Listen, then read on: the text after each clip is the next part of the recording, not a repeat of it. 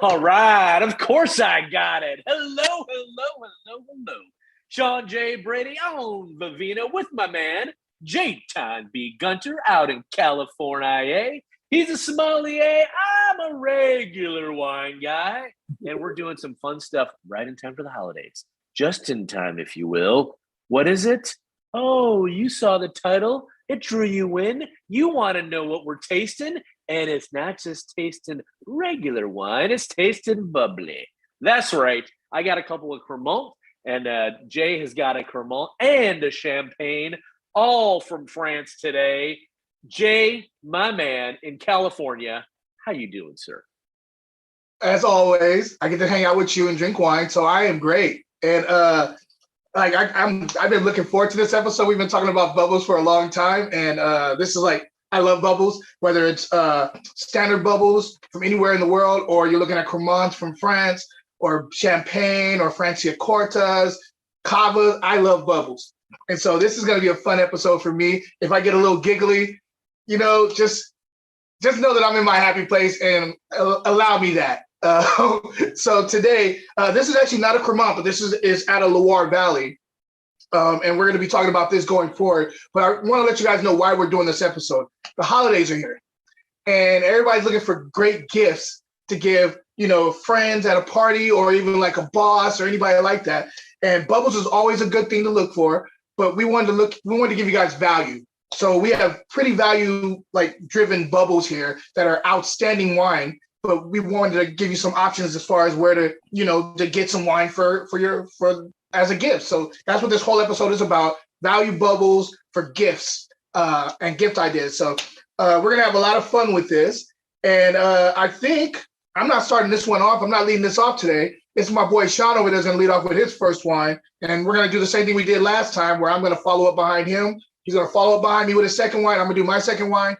And, we're just going to bounce off each other and have some fun with this episode. So let's get right into it. Sean, what is your first wine, my brother? How you doing over there, too, by the way? Oh, man. So thanks for asking. We talked about all the tornadoes and things that were happening in the Midwest. And, our good thoughts and spirits go out to everyone seriously affected for sure.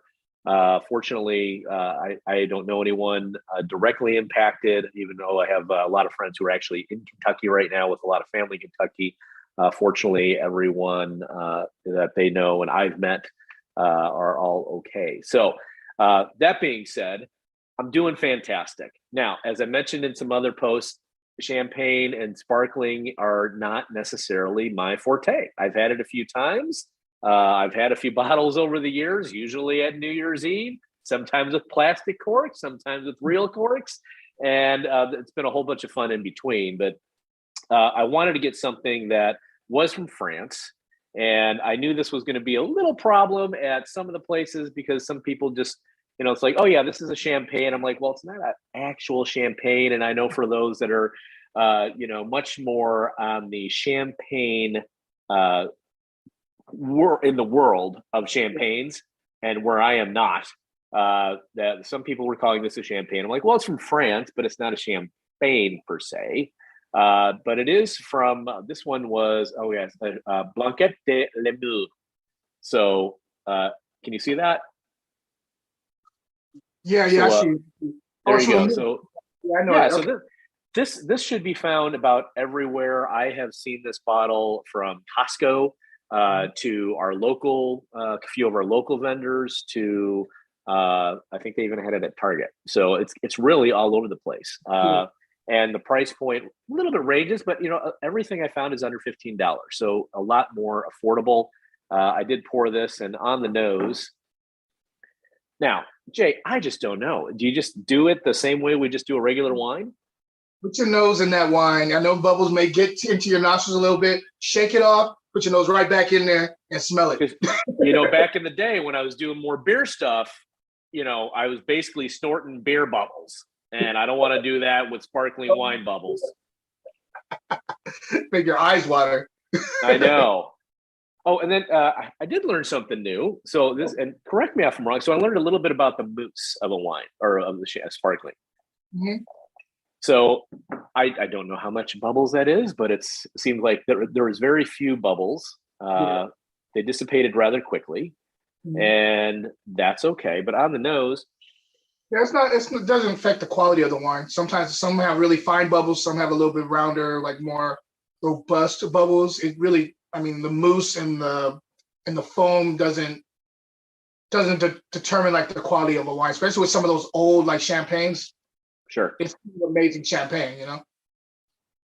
All right. So on the nose,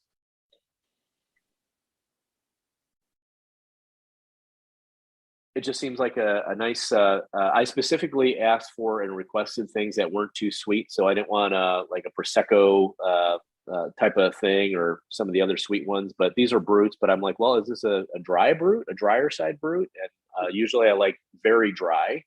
But this is so far on the nose. It's like there's not overabundance of fruit. Like, oh my gosh, like some of those sugary ones where it's just like, whoa, this is sugar on the nose. This is just their subtle pear, like a little bit hint of melon, but more towards the pear side of the world. Sounds amazing. I like pear. And we should talk about these glasses. I'm using Pinot glasses instead of champagne flutes because they're just champagne flutes are harder to clean, man. They are. And they're made for drinking, not for tasting. Like if you're tasting a champagne, you want to get your nose in there and you want to swirl a little bit. You can't really do that with like a champagne flute. They look nice. They're amazing. They're sexy. But, you know, we're tasting wine here. We're going to drink it later, of course, but we're tasting right now. We're just tasting right now. And, you know, I get a little bit of the, you know, terroir, if you will, a little bit of dry, the dry vines, if you will, or like wherever it's grown. I can't say I've been there before, but just a nice mellow pear, if you will. That that's the biggest fruit that stands out for me right now. I'm going to give this a go. So nothing's really jumping out of the nose. It's all kind of like fixed in. It's not over the top at all.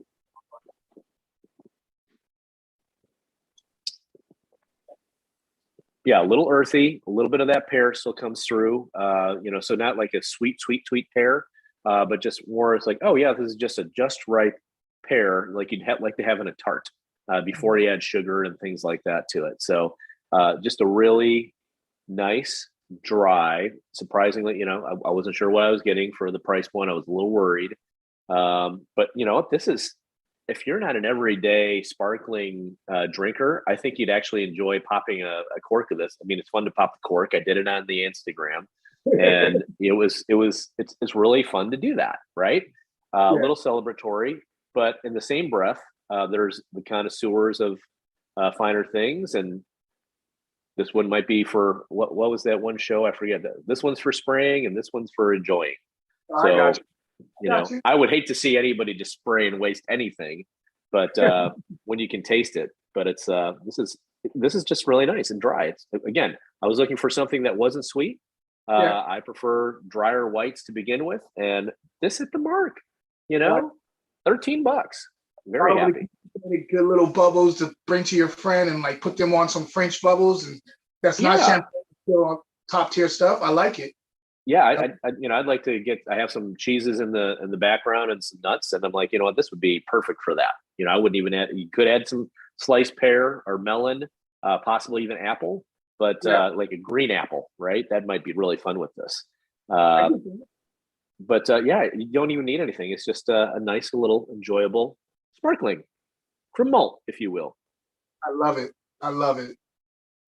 Well, I think for mine, we're staying in France, guys. I feel like this is an all French or sparkling wine show. Sorry, I almost got cava, but I saw this wine and I had to grab it. I was like, yo, this is out of Loire. Loire is one of my favorite areas for wine, period. They just make outstanding, whether it's a Cremant de Loire, like Sean has, that he's going to be tasting after this, or a regular just like sparkling wine out of Loire Valley. I love their wines there.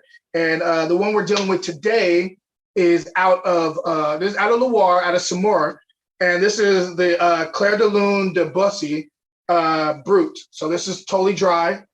Put that right there so y'all can see it. Totally dry. And this is interesting because it's like normally sparkling wine, a lot of people are doing it in a way where it is not to be complicated. So it's just fun, lively bubbles. It doesn't have like complex fruit or earth or anything like that. It's just really good fruit, like to the point, and nice bubbles and refreshing. This one is a little bit more of a serious bottle of sparkling wine out of Loire, even though it's not a Cremant. This is actually doing 12 months in off the lees, as far as the way it is being produced, which is normally not something that happens. Normally they do first fermentation in the barrel, and then they go right to the bottle, and they don't really do any lees aging. This one is aged on the lees for 12 months. This is a really, really interesting wine. And I read a lot about it. So I was like, oh, you know what? And I tasted it before too. So I was like, okay, I have to go over this on the show. So let's get right into it. This is mainly Chenin Blanc. It has some other varietals in there. I believe there's some Chardonnay in here too, and maybe a little Pinot Noir. But for the most part, it is Chenin Blanc. So on the nose.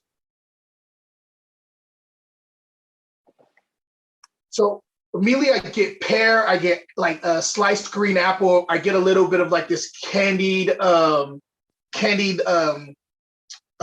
like candied lime. I don't know how else to put it, but it's a sweetness to lime, but it's authentically lime, but it is not like the citrus side of it. It's more on like the fruity, sweet side of lime. There's a little bit of like a wet hay thing going on here too. If you've been on a farm during a rainy day, it has a little bit of that going on here too.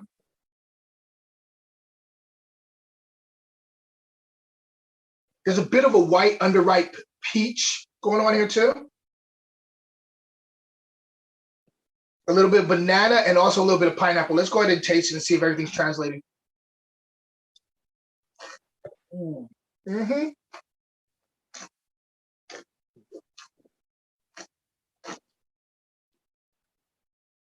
So this is good money. This is where this wine like kind of shines above a lot of like just standard sparkling wines. Is the texture of it. This has great texture. This has like a very long finish. It has this nice little minerality kick on the finish. As far as the fruit goes, you lean more towards the apple, and it's not even like green apple anymore. It's more Granny Smith on the palate that goes to the mid palate. You have this nice medium plus acid going on here. My mouth is watering like crazy. This is a wonderful wine. This is delicious. And all I'm thinking about is triple cream cheese, man. Like I want some triple cream cheese. I don't even need crackers. I just want to dig my little fork in some triple cream cheese, put it in my mouth, and then drink some of this right after it so it breaks it up, but like still like kind of elevates the cheese a little bit. This is an outstanding wine. I highly recommend this wine. I found this at Total Wines for $14. And so it's kind of the mid-range, but it's really, really, it's worth every penny. I would actually pay a little bit more for this, to be honest with you, for this to be a standard bottle and not a Cremant. This is outstanding. Now, while you're tasting there, so please correct my vernacular. So I called both of mine Cremant, but so unless it says Cremant, it's not a Cremant. Is exactly. That so? That's a little different. So this one doesn't say that. It just says Blanquette de Limoux. Yeah, that. It's not a Cremant de Limoux, and I've had Cremant de Limoux. It would normally have to say it on the label. Okay, so this is just a wine that they made sparkling. Yeah. Okay. Yeah. A lot of times though, like if you know, and this is a hard thing about France, because sometimes if you know, you know.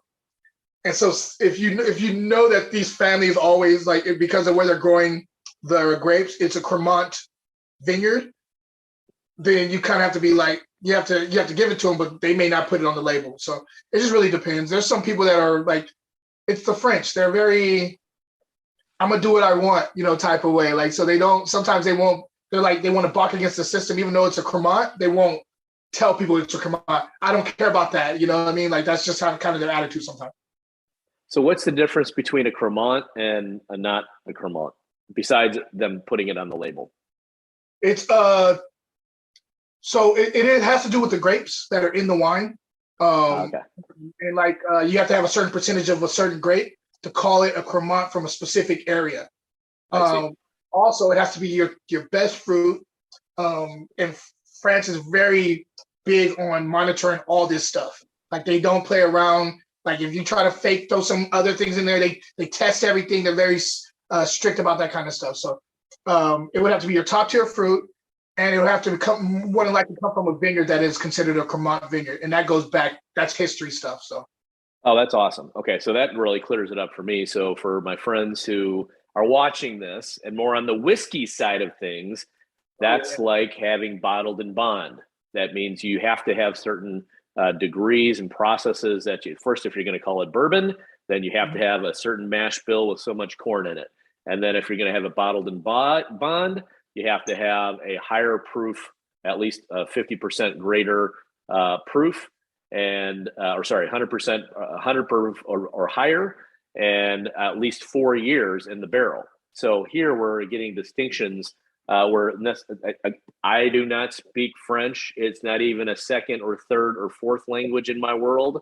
I took about a half hour of it in high school, and then I switched to Spanish, and I didn't do well in Spanish. So this is basically a blanquette, which is, I'm guessing, just basically a white sparkling wine. White sparkling wine. Yep. White sparkling wine. Now, okay. So am I ready to go into my Cremant de Loire? Go for it, my friend. Cremant de Loire. All right. So now I did notice that, so this, because it is Cremant, they do say the ratios in of the grapes. And it's a very Chenin Blanc forward, which I like. I like that grape in the beginning, 70%. And then 15% Chardonnay and 15% Cab Franc as well. So all wonderful grapes that I certainly like. And, I don't know if you noticed this when I first poured it, Jay. I'm pouring a little too much in here, but just a little bit more. I'm guessing if I'm describing this correctly, a little bit more of the mousse, and it's coming up a little bit more. I do notice more bubbles through the glass, and that's been going on the whole time this has been open. Very fine bubbles there. Yeah, and just note you can't quite see the color against my gray shirt, but just looking down into the white, the color differentiation. Actually, there's not too much color differentiation. This one is a slight bit lighter, but let's get right under the nose because that's what's more important when we're tasting. I'm getting more melon off of this and pear. Okay. It's almost like a slight citrusy, not quite a citrus, but like what's that? Is it a quince paste? Like that's kind of melony? Oh, I like that. A little quince paste going on. That's a new one. Mm-hmm. Yeah. Yeah, because you get the melon and you get a slight bit of citrus, but not overpowering. Where he's like, "Oh yeah, this is a I'm definitely noticing something like a just a." There's very little citrus on the nose. I'm trying to think what I would pair with this now. It's like I'm not even eating anything, and I want to eat something with it.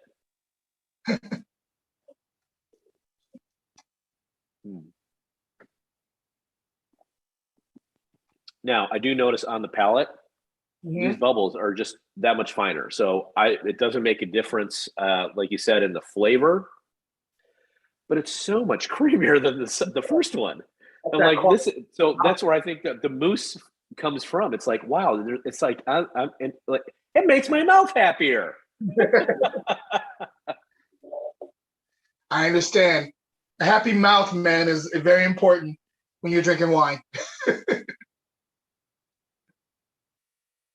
Yeah, this is a lot different from, we went to some California sparkling places, and the differentiator is like it's almost like more of a soda sparkling, where this is a subtle, fine, smoother sparkling bubbles on my tongue and my palate.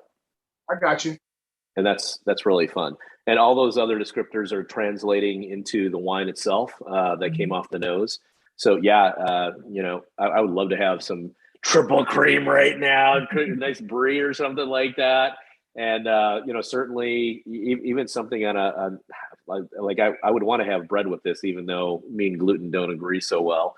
But yeah, just a nice piece of French bread with some of that, awesome brie smeared on it, and just maybe some nuts on the side, but you don't even need those. Yeah, you could pair it with some quince paste, which isn't my favorite, but you know what? I think it would be really yummy with this. I like that. It's not readily found here. You can find it at Whole Foods once in a while. I did find this, by the way. That's where I got this one. I did find this at Whole Foods. Okay. Now, if you look at the Vino, so Sean J. Brady on Vivino, Yes. that's where I post all my stuff. I found this one at Whole Foods. And, on Vivino, it was saying it was like closer to $30. And they had a regular price, $17.99 right now. Depending on when you see this, they might have it for $2 off, like they do right now. So that's Midwest pricing. But, this is for under $20. I would not spend, the $10 or less you would on some other things. If you're only going to have a bottle or two of these a year, step up to this. And definitely, I'm really curious. I'm really curious about your first one you had, and I'm really curious about your second one, because I'm learning more stuff with you, Jay. I'm just learning more stuff. I didn't know. I mean, it makes sense. Like there's this, like you see Reserva wines or reserve wines, but you were saying as a descriptor on your bottle of champagne that just kind of made my ears perk up. Please talk more about that. All right, so we are talking champagne. I had to do a champagne, guys. I'm sorry. We were gonna stay with like the regular sparkling wines, but it's the holidays, and so we have to like celebrate. We got through this year, all right? Like this has been a rough one for a lot of people, so it's time to celebrate. We're almost at the finish line. Let's get to popping some real champagne. So today we're talking about the Marie de Moy champagne Premier Cru, and this is what Sean was talking about. So a lot of times when you see Premier Cru or Grand Cru on the label, that means this is top tier fruit. It's just one of those things where only certain vineyards get that distinction. Only certain areas in Champagne get that distinction. And so when you see it there, that means these have been going on for years, and these are top tier. This is top tier fruit. And so that's what I have here. We have Premier Cru at Epernay, France. And let me show you the label so you can see what's going on here. And I'm going to do something a little different. I'm going to do a little audible. I was going to open this prior to the show, but this is a little fun fact for people. I love popping bubbles, of course. Everybody loves to pop the wine, but I'm going to show you really quick the proper way to open up a bottle of champagne. Just really quickly, this is not going to be like the proper way, but this is it's a safer way to do it. It's the way that if you're at like a restaurant, this is the way they normally do it. And so basically what they do is they cut around the lip right here. As you can see, the lip is right here. And sometimes there's a little clip, but I normally don't do that because sometimes those things malfunction. Just cut right around the lip, pull this off. You can throw your little wine key away. So now you don't need it.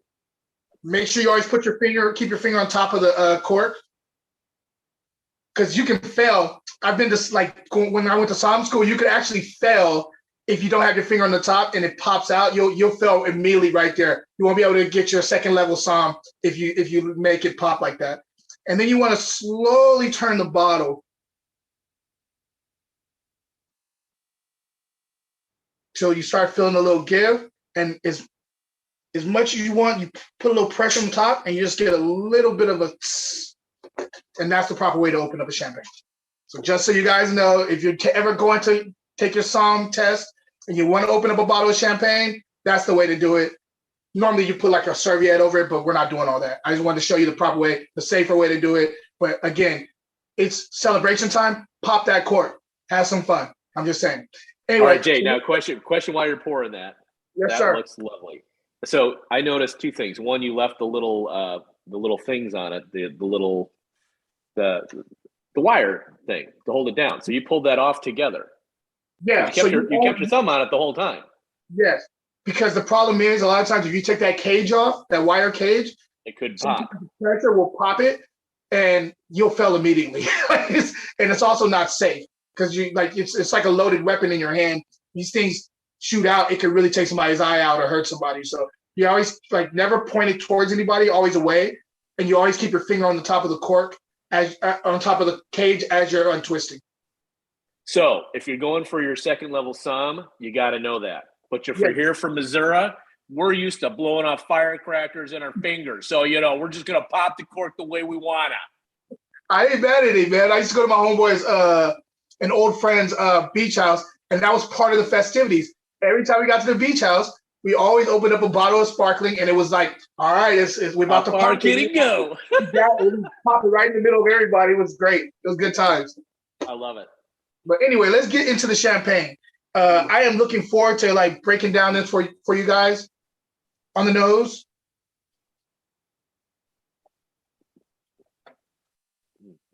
So I'm gonna tell you this. I have not even I've had this wine before. I have not read up on it to do this tasting. So I'm gonna see if I can blindly call this wine as far as what the grapes are in it.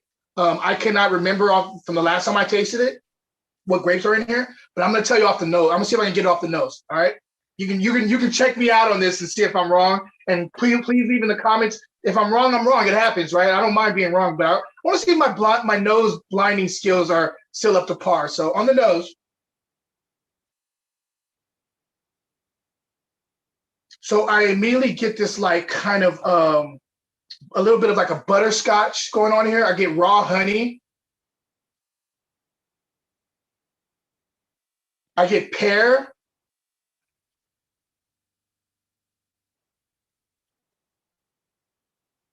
A little bit of like golden delicious apple.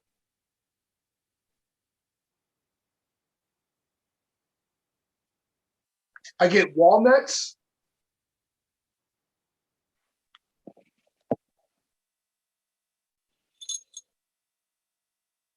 And there's something like kind of earthy going on here too, like something like outside, like I don't know. I can't put my finger on it.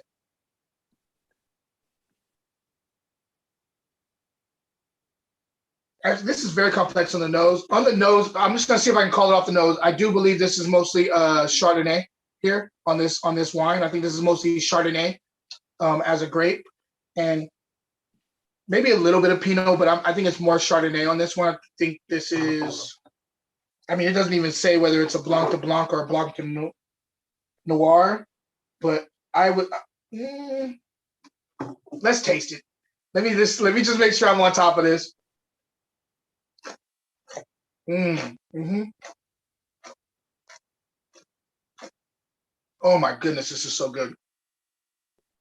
I'm looking it up for you right now, and I know what it is now. I think it's a little bit more Pinot on the palate. I think it's Chardonnay, but I think there's some Pinot here, if not more.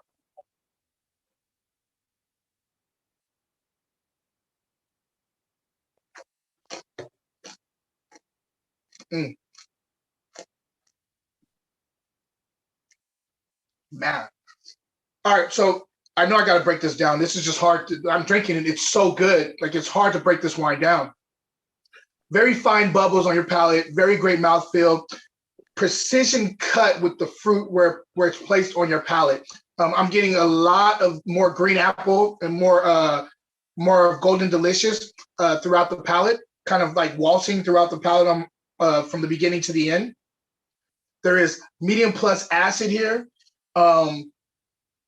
There's like this nice lingering finish of like kind of like a kiwi thing going on here, which is really cool, like underripe kiwi.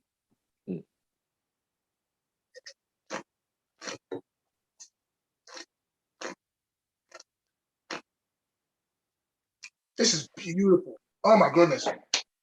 So I changed my guess. I think this is more I think it's more Pinot Noir or Pinot Meunier than Chardonnay. I think it's more on the red grape side. I think there is some Chardonnay here, but I think Pinot Meunier is in here. It may be all three. Pinot Meunier, a little bit Pinot Noir, and a little bit of Chardonnay here. But mostly I would say Pinot Noir and a little bit of Pinot Meunier.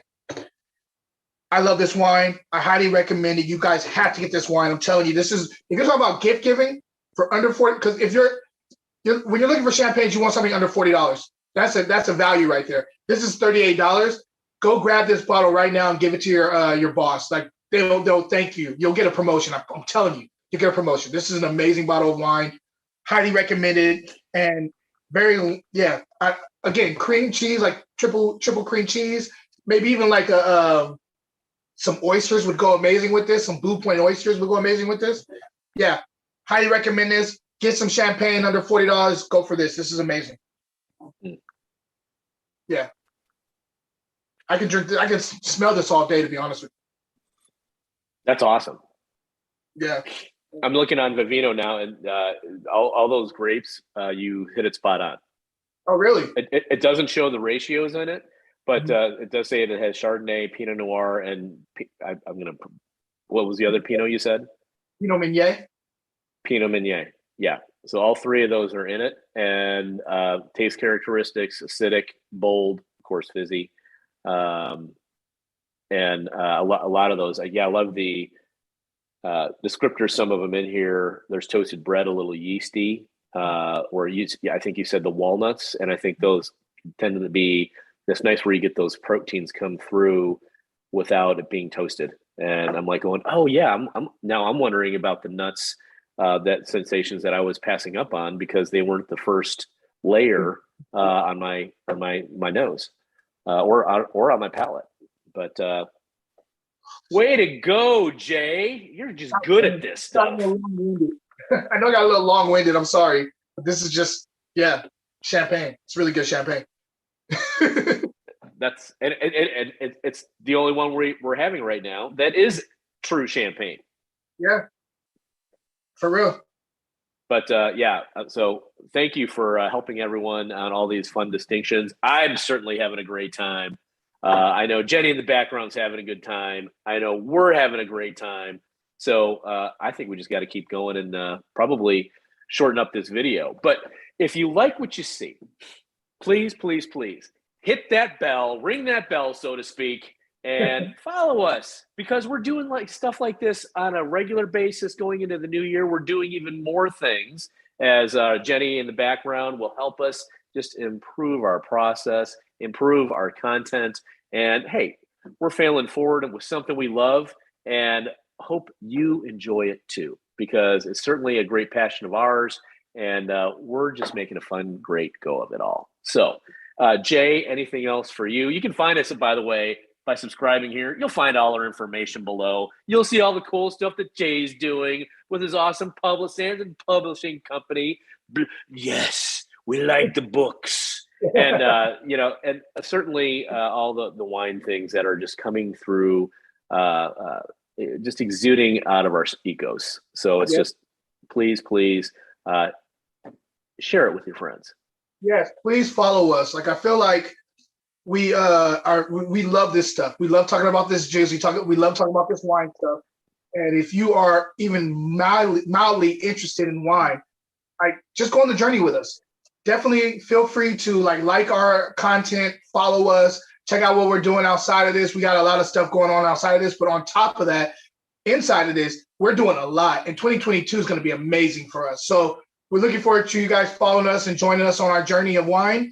And man, let's go. Let's get this stuff done. Let's let you guys have a better understanding and take some of these gift ideas, man. Like we had some fun with this, but we want people to appreciate this. So grab a bottle, definitely share with somebody, give it as a gift, and ask them for their feedback and see if we were right or not. And hit it and leave a comment about it. It is what it is. Thanks for hanging out with us, guys, for real. We love it. And as we always say, we may not see you here or in person, but we're always wait, see, now the bubbles are getting to my head. We may not see you in person, but we are always going to see you right here on social media.